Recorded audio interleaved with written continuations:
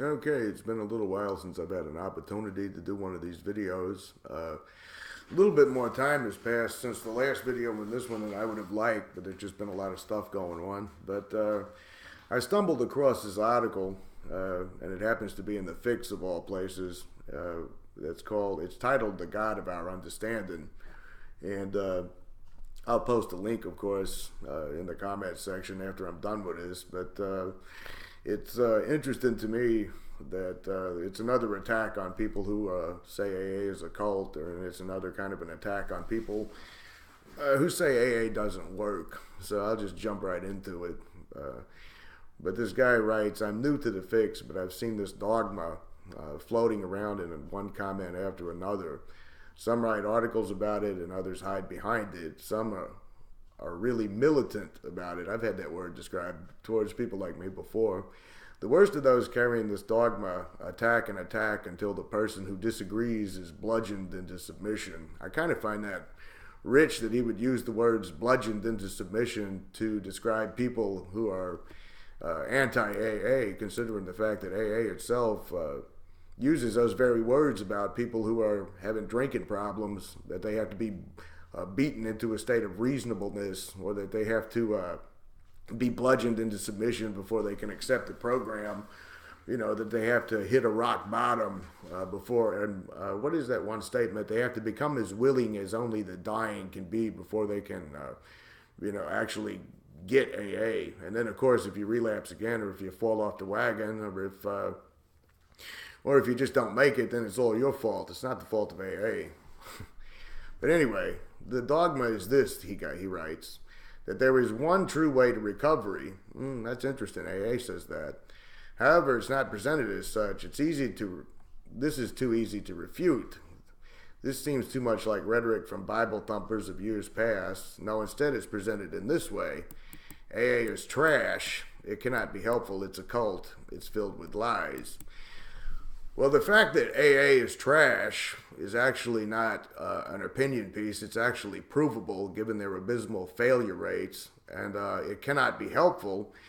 Considering, again, their failure rates, and consider the type of poisonous dogma that they teach to people in those rooms of being powerless, and telling them that they can't do it on their own, and telling them that their willpower is useless, that's also provable. The fact that it's a cult and it's filled with lies, also very provable. But I'll just continue on with this. Now it must be said, the author writes, that I've never attended an AA meeting. Wait a minute. I think that bears repeating again in the context of this. Now it must be said that I've never attended an AA meeting. Well, so you've never sat in an AA meeting and had people tell you that some have to die so that others can live. You've never had to sit in an AA meeting and be told by old-timers that because you continue to relapse, you're just not willing to accept God and to surrender to the program. And you've never had to sit in a meeting and listen to people talk about people committing suicide and other people saying, well, it's by the grace of God that I haven't done such a thing. And you haven't heard people talk about how they're grateful when they see other people relapsing and dying, and how it makes them grateful for God's grace. So you've never had to experience any of that. So you're kind of making a claim that you really don't have any experience with. But I'm going to go ahead.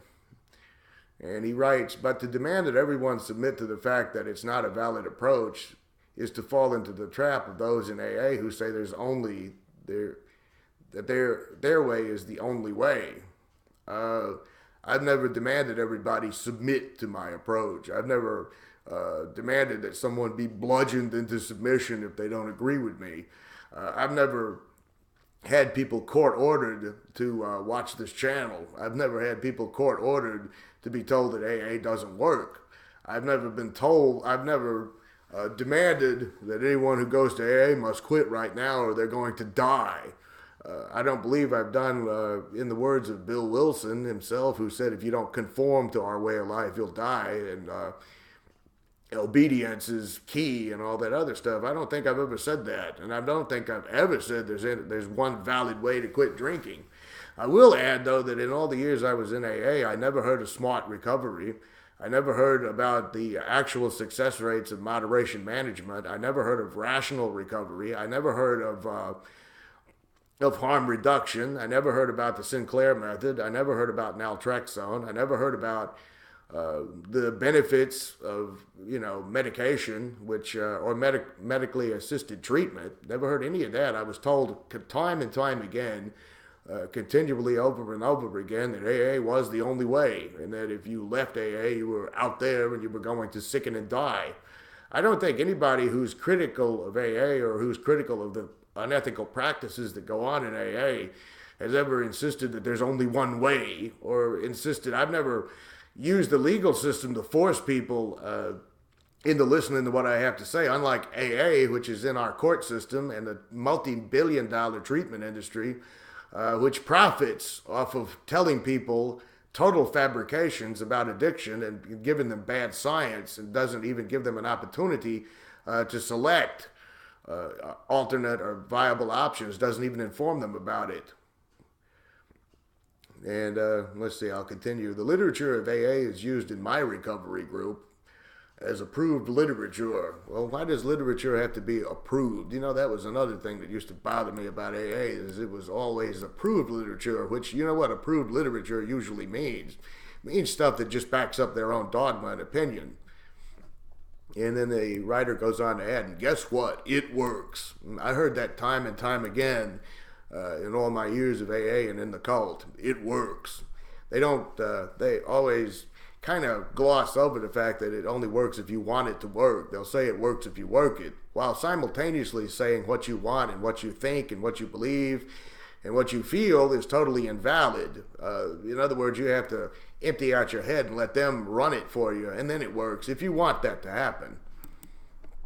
It works for me. Well, it works for you. Good, great. But that doesn't mean it works for the 95% of people in AA who are drinking themselves to death and have fallen off the wagon and can't go back in AA and believe they're dying of some mythical disease that's rooted in fear and shame. Okay, so if it works for you, great. But you're trying to make this presumption that the literature of AA is somehow or the other a viable solution for everybody.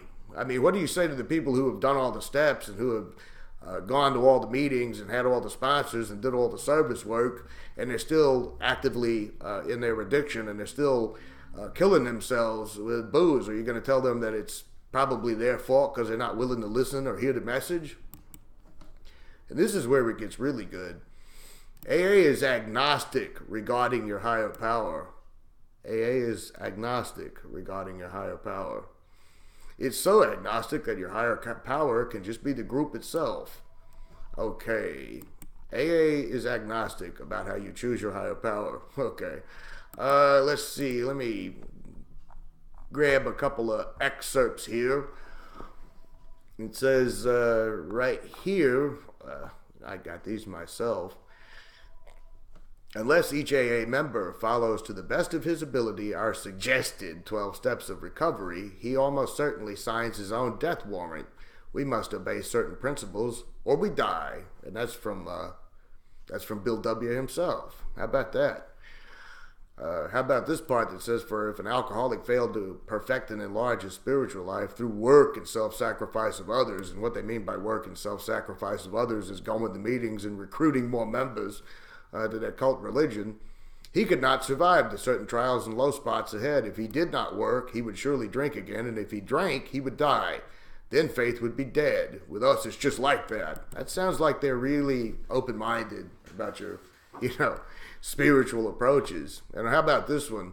To the intellectually self-sufficient man or woman, many AA people can say, yes, we were like you, far too smart for our own good. Secretly, we felt we could float above the rest of the folks on brain power alone. That comes from Bill W. too, by the way.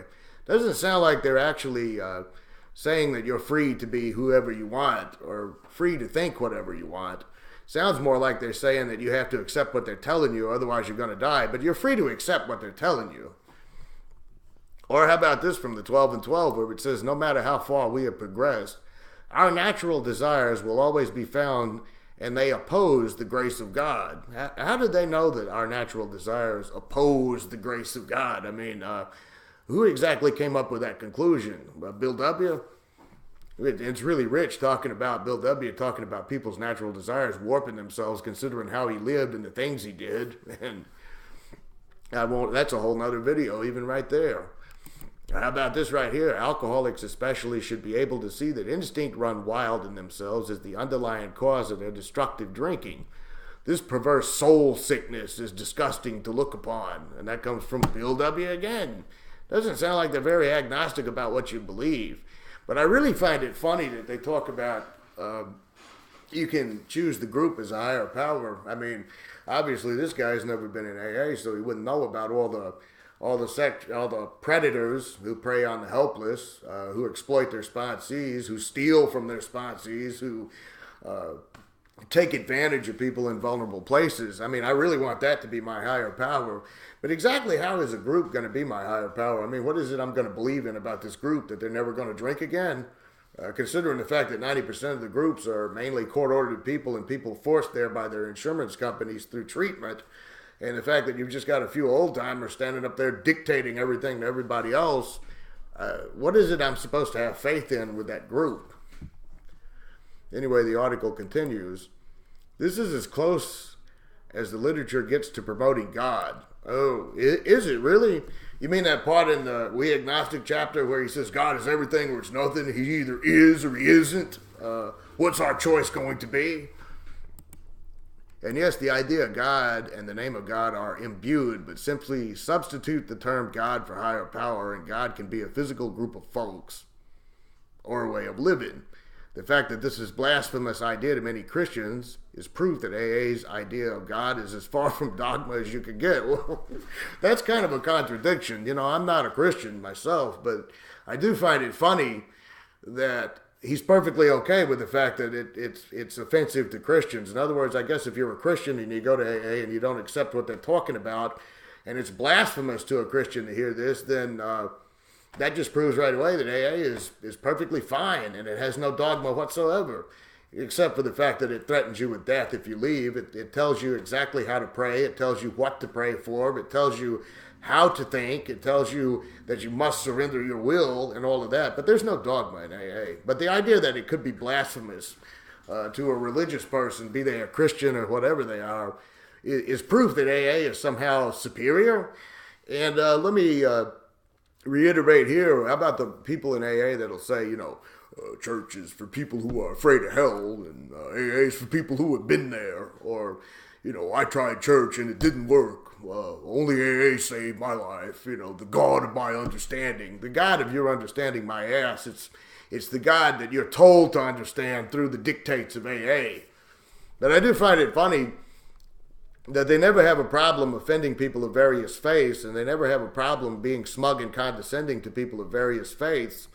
And somehow or the other, they don't mind coming across as saying they're actually superior to various faiths. You know, I've said before, my own path is pagan.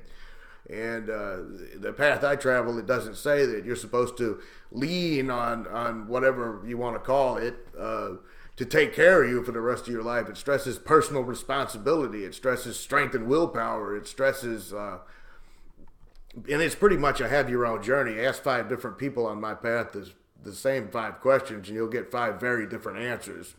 There's no centralized dogma. There's no centralized book or anything like that. In fact, some of my ideas would conflict with others. So, you know, that's actually a personal path as it's described, not something where it's, you know, where you're dictated to how to think and how to pray and then told it's not dogmatic. Well, now he's going to quote the big book. Says the big book, I must quickly assure you that AAs tread innumerable paths in their quest for faith. If you don't care for the one I suggested, you'll be sure to discover one that suits you only if you look and listen. Only look and listen in AA meetings. Only look and listen when you're talking to sponsors. Only look and listen when you're being told how to do the steps. And besides that, there again, you know, there's this one little thing a lot of AA people use about the realm of the spirit is broad and inclusive. Is it broad and inclusive for people who continue to drink? Is it broad and inclusive for people who moderate their substance abuse? Is it broad and inclusive for people who just choose not to believe in this phony bullshit? Is it broad and inclusive for people who question the dogma of the program? Go to an AA meeting and say, I don't feel the the fourth step is very healthy. I don't feel that telling all my secrets to other people who have no qualifications to hear about those secrets, I don't feel that's very healthy. Let's see how inclusive AA is when you do that. And now he's going to try this one. If you've been abused or manipulated by members of AA, this does not mean that Bill W. made them do it. It does not mean that the literature is corrupt. Well, you know, Bill W. himself liked to abuse and manipulate members of AA. And it does mean that the literature itself is just bunk. It's phony. It's bad science, and it's bad religion for the most part.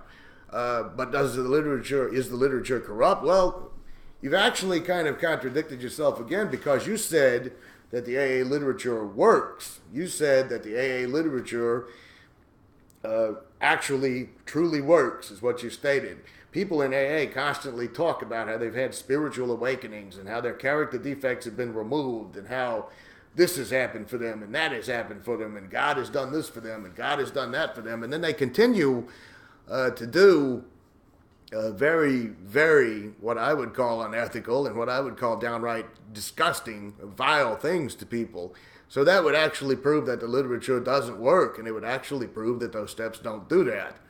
You know, I mean, if you went on some kind of retreat or something through your faith or whatever, and you came back and you feel different and your attitudes have changed and you're actually trying to make alternate choices about your life, then that would actually prove that whatever it is, maybe it was mentally for you and maybe it was just within your own self that you had to find, but it would be proof that whatever you did actually kind of helped you along the way. It doesn't seem like anybody in AA is helped by what they're doing. I mean, the old-timers are the most miserable, hateful, bullying type of people I've ever seen, and yet they talk about their spiritual awakenings. So now he's going to say it means that those whom AA attracts are broken people to begin with. AA does not deal with eternal salvation, but existential salvation from the demons of alcohol. He's going for the drama. If it attracts broken people and it promises to work for them and it promises to fix them and it doesn't fix them, that would be proof that AA does not work. But by the same token, it is funny to me, though, if somebody comes in AA and never picks up a drink again, AA is wonderful. AA works. AA is the greatest thing ever. But if somebody gets drunk and dies, it's not their fault. It's the fault of the person who came to AA. This is a subtle, sly way what he's doing here of trying to take the blame off of AA and trying to switch it over to the people in AA. And let me also add the fact that when people in AA engage in really unethical behavior, like I knew a guy who used to deal drugs to girls who'd just gotten out of treatment. And he was an old-timer. He was respected. He would talk in every meeting on and on and on about his spiritual awakening and his morals. And AA was fully aware that he was doing this stuff. You bring it up, and what did they say? Well, he's been sober for 25 years. Who are you to question his spirituality? So, in other words, by not speaking out about the things that go on in AA, and the fact that AA protects people like that, shows that AA is actually, what's the word I'm looking for? Well, it shows that they're complicit. It shows they're actually complicit in what goes on. If you're very aware of abuse, and you're very aware of exploitation, and you make an excuse for that abuse and exploitation by saying, well, it's not AA's fault, then you're complicit in taking a part in that. It's one of the reasons why I could not stand the program of AA, is because they would tell these people that were just so fucked up and so vile. I was told, well, they've been sober longer than you, so you don't have a right to talk about them. I mean, anyway. Let me go ahead here almost. If you are agnostic or atheist from the start, then this is as good as it's going to get anyway. What more can you expect other than imperfect people mixing with imperfect people?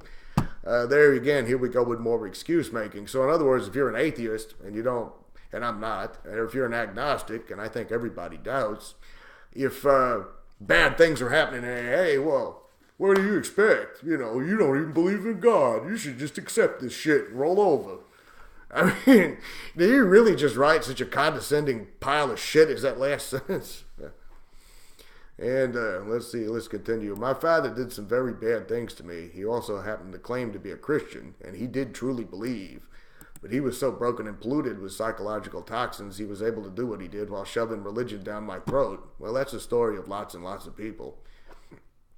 You can imagine that I hated God, I hated Christians, I hated hypocrisy, but when my heart was touched by God, when I felt the healing power of atonement, I came to understand that it wasn't God who was bad, it was one of his children. Well, there again, here we go with the excuse making. First of all, a lot of people who have a problem with Christianity or have issues with religion itself, it's not the religion itself that bothers them. It's the fact that a lot of people want to force that religion on other people via the law or via the court systems or just, force that on other people that people have a problem with. I don't care what you believe. If you are a Christian and you believe in the Bible and you believe in whatever out there, that doesn't bother me one bit, as long as you're not trying to impart or force the religion down my throat or tell me what I have to believe. So many people in AA will, tell these stories about when I got here, I was an atheist, I hated God. And then the AA people will triumphantly claim, but you can't be mad at something you don't believe in. They don't actually hate God. What they're doing is they're saying they're pissed off at the fact that other people have this opinion and idea of what God is, and they've forced it down their throat and abused them with it, and that's what they really, truly hate. Now he's going to add, look, if AA doesn't work for you, there's so many other ways to find recoveries these days. I don't even believe you have to believe in my version of God to be healed. And how come AA doesn't tell you that? How come AA tells you that it's the only way? How come AA doesn't talk about alternatives? How come AA doesn't talk to you about the latest developments in science and medicine and dealing with addiction? How come AA doesn't push anything new, modern, or scientific? Why is the literature the same as it was when it was written 80 years ago? But to disparage others who have found hope, healing, and recovery in AA or by following the 12 steps is like the crazy boyfriend who spends all his time stalking his ex-girlfriend who has moved on with her life, berating her that her life will never work out without him by her side. Terrible, terrible example. To disparage others. Well, first of all, I'm not disparaging people who have found hope, healing, and recovery in AA, although I saw very, very little of that. But I am disparaging the fact that it gets by with forcing people into it via the court system and the legal system. I am disparaging the fact that you've got old-timers in there that because they have multiple double-digit years of sobriety, they get away with abusing people and they get away with stealing from people and exploiting people, and nobody does anything about it. They're still held in high regard.